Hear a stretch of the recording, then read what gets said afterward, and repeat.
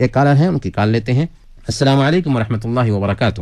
وعلیکم السلام رحمۃ اللہ وبرکاتہ۔ مولانا صاحب یہ عاشورہ کا روزہ 9 سے 10 رہ سکتے ہیں، 10 سے 11 رہ سکتے ہیں مولانا صاحب؟ جی، اس سلسلے میں رہنمائی کرتے ہیں۔ جزاک اللہ خیر۔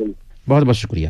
عاشورہ کے روزہ کے حوالے سے ابھی ہم نے عرض کیا ہے کہ اس کی وجہ سے 1 سال کے پچھلے گناہ معاف ہو جاتے ہیں، اور اللہ کے نبی صلی اللہ علیہ وسلم نے صحیح مسلم کی روایت کے مطابق بیان فرمایا تھا کہ لئن بقیت الی قابن لأصومن التاسع، کہ اگر ہم اگلے سال زندہ رہے تو 10 محرم کے ساتھ ساتھ 9 محرم کا بھی روزہ رکھیں گے۔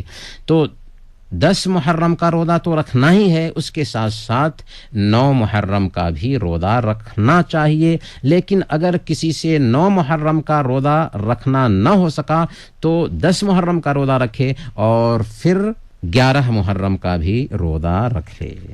ایک بھائی نے پوچھا ہے کہ کیا بچوں کو بھی عاشورہ کا روزہ رکھوانا چاہیے؟ بچوں کو بھی اگر ہم عاشورہ کا روزہ رکھواتے ہیں تو اچھی بات ہے۔ صرف عاشورہ کا روزہ نہیں بلکہ رمضان کے روزے بھی بچوں کو رکھوانے چاہیے۔ جب عاشورہ کا روزہ فرض تھا تو صحابہ کرام کا کیا معاملہ ہوتا تھا عاشورہ کے روزہ کے حوالے سے، اس سلسلے میں صحیح بخاری اور مسلم کی روایت کے مطابق ربیع بنت معاویہ رضی اللہ تعالی عنہ بیان فرماتی ہیں کہ اللہ کے نبی صلی اللہ علیہ وسلم نے عاشورہ کی صبح انصار کی بستیوں میں ایک آدمی بھیجا جو اعلان کر دے کہ جس نے صبح میں کھا پی لی ہے وہ باقی دن کھانے پینے سے رکا رہے، اور جس نے کچھ نہیں کھایا پیا ہے وہ روزہ سے رہے۔ کیوں ایسا کہا؟ اس لیے کہ یہ روزہ اس وقت فرض تھا، بعد میں اس کی فرضیت اٹھا لی گئی اور استحباب باقی رہا۔ چنانچہ وہ کہتی ہیں کہ فَكُنَّا نَصُومُهُ بَعْدَ وَنُصَوِّمُ صِبْيَانَنَا، کہ ہم خود اس کے بعد عاشورہ کا روزہ رکھتے تھے اور اپنے بچوں کو بھی روزہ رکھواتے تھے، اور ان کے لیے اون کا کھلونا بنا دیتے۔ جب کوئی بھی کھانے کے لیے ضد کرتا تو ہم اس کو یہ کھلونا دے دیتے تھے جس سے ان کا دل بہل جاتا، یہاں تک کہ افطار کا وقت آ پہنچتا تھا۔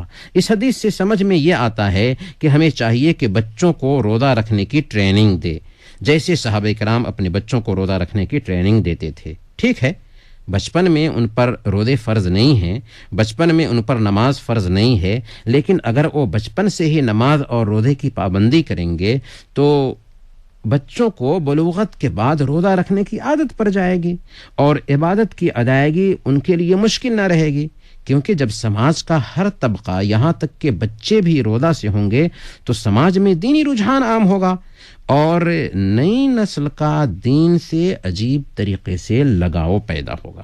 آج ہمارے نوجوان مساجد سے دور کیوں ہیں؟ کبھی غور کیا ہم نے؟ شرعی احکام کی پابندی آخر وہ کیوں نہیں کرتے؟ اس لیے کہ ہم نے ان کو بچپن میں شریعت کی پابندی نہیں سکھائی۔ اسی طرح بچپن میں عبادت کی عادت ڈالنے سے ان میں عزیمت پیدا ہوگی، ان میں صبر پیدا ہوگا۔ اس لیے بچوں پر خاص دھیان دینا چاہیے تاکہ وہ بھی روزہ رکھیں، اور عادت ڈالنے کی کوشش کرنی چاہیے کہ ان کو بھی روزہ رکھنے کی عادت بنے۔